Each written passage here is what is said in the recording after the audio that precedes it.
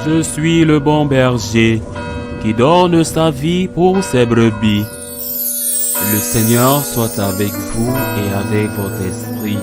Évangile de Jésus-Christ selon saint Luc. Gloire à toi, Seigneur. En ce temps-là, les publicains et les pécheurs venaient tous à Jésus pour l'écouter. Les pharisiens et les scribes récriminaient contre lui. Cet homme fait bon accueil aux pécheurs, et il mange avec eux. Alors Jésus leur dit cette parabole. Si l'un de vous a 100 brebis et qu'il en perd une, n'abandonne-t-il pas les 99 autres dans le désert pour aller rechercher celle qui est perdue, jusqu'à ce qu'il la retrouve? Quand il l'a retrouvée, il la prend sur ses épaules tout joyeux, et, de retour chez lui, il rassemble ses amis et ses voisins pour leur dire « Réjouissez-vous avec moi, car j'ai retrouvé ma brebis, celle qui était perdue. » Je vous le dis, c'est ainsi qu'il y aura de la joie dans le ciel pour un seul pécheur qui se convertit, plus que pour 99 justes qui n'ont pas besoin de conversion. Ou encore, si une femme a 10 pièces d'argent et qu'elle en perd une, ne va-t-elle pas allumer une lampe, balayer la maison et chercher avec soin jusqu'à ce qu'elle la retrouve? Quand elle l'a retrouvée, elle rassemble ses amis et ses voisines pour leur dire « Réjouissez-vous avec moi, car j'ai retrouvé la pièce d'argent que j'avais perdue. » Ainsi, je vous le dis, il y a de la joie devant les anges de Dieu pour un seul pécheur qui se convertit. Acclamons la parole de Dieu. Louange à toi, Seigneur Jésus. J'ai entendu et on m'a parfois demandé une interprétation de cet évangile qui me semble être à l'opposé de ce que Jésus a voulu enseigner. Il y a plus de joie au ciel pour un pécheur qui se convertit que pour 99 justes qui n'ont pas besoin de se convertir. Soyons tous pécheurs et au dernier moment, nous nous convertirons tous. C'est une interprétation absurde, mais c'est l'interprétation que font certains. Pour donner de la joie au Seigneur, la meilleure chose à faire est d'être très mauvais et de se convertir, ou bien en appliquant à quelque chose d'un peu plus profond ou plus proche et sans risquer la dernière minute de la vie.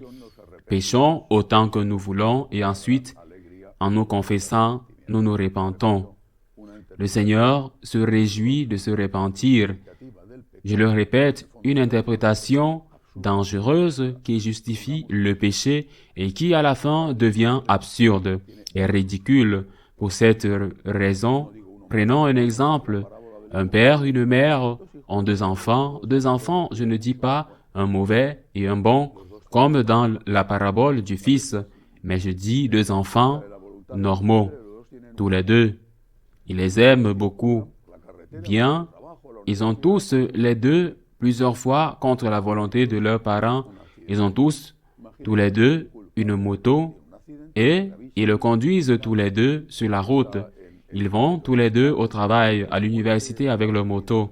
L'un d'entre eux a un accident. Imaginons que ce ne soit pas de sa faute. Il a un accident très grave, fatal, et il est à l'hôpital, entre la vie et la mort. Il a perdu connaissance, mais malgré ce que disent les médecins, ce garçon sort du coma et commence à se rétablir. Et bien qu'il soit plein de clous et de plâtre parfois, son état commence à s'améliorer et il est possible qu'il puisse mener une vie normale. La joie des parents est immense lorsqu'ils apprennent que leur fils est sorti du coma et qu'il ira mieux dans quelque temps grâce à la rééducation. Et que devons-nous faire pour redonner cette grande joie aux parents, que leur fils est sorti du coma et qu'il ne va pas mourir? L'autre fils doit monter sur la moto et provoquer un accident. Comme je l'ai dit, c'est une interprétation absurde de la parole de Dieu. Parce que si la joie est grande lorsque le fils sort du coma, elle est précédée d'une grande souffrance parce qu'il est dans le coma pendant qu'il est entre la vie et la mort. C'est-à-dire que la joie est grande pour un pécheur qui se convertit, plutôt que pour 99 justes qui n'ont pas besoin de conversion. La joie est grande à ce moment-là chez ses parents, lorsqu'on leur dit que leur fils va vivre. Mais si l'on considère l'ensemble de la situation qu'auraient préféré les parents, eh bien, que l'enfant n'ait jamais eu d'accident. Que préférait Dieu? Que nous ne nous éloignions jamais de sa maison et que nous ne commettions jamais de péché. C'est une question de bon sens. Dans l'histoire des saints, il y a beaucoup de saints qui se sont convertis. Il y a une belle phrase qui n'est pas vraie dans tous les cas, mais qui est très belle et qui nous donne beaucoup d'espérance. Les saints ont toujours eu un passé et les pécheurs auront toujours un avenir. C'est vrai, les saints n'ont pas toujours eu un passé, mais ils en ont eu un dans beaucoup de cas, dans le sens d'avoir un passé, dans le sens d'avoir une vie péchée, et les pécheurs auront ou n'auront pas d'avenir, cela dépendra d'eux. Mais prenons aussi deux exemples. Pour moi, il y a beaucoup de saints que j'aime, mais prenons-en deux pour lesquels j'ai une affection particulière. L'un, c'est Saint François d'Assise, l'autre, une femme, Sainte Thérèse de Lisieux. Sainte Thérèse n'a jamais commis de péché mortel. Jamais des péchés veniels. Oui. D'ailleurs, elle avait un problème de scrupules et se confessait continuellement, mais elle n'a jamais commis de péché mortel. Et Saint François, nous savons par sa vie, par sa biographie, qu'il était le roi des fêtes à Assise. Et ce n'était pas seulement une fête légère, c'est-à-dire qu'il y avait une conversion en lui. Et il nous dit que ce qui m'était doux autrefois m'est devenu amer, et ce qui m'était amer m'est devenu doux. Il y a une conversion radicale dans sa vie. Saint Ignace de Loyola en est une autre, et tant d'autres. Et je ne parle pas d'une conversion intellectuelle, comme Saint Paul, mais d'autres conversions morales, des saints qui ont vécu dans le péché et qui se sont convertis et qui ont été de grands saints. Saint Augustin, des grands saints qui n'ont jamais commis de péché mortel. Sainte Thérèse de Lisieux. Que Dieu préfère?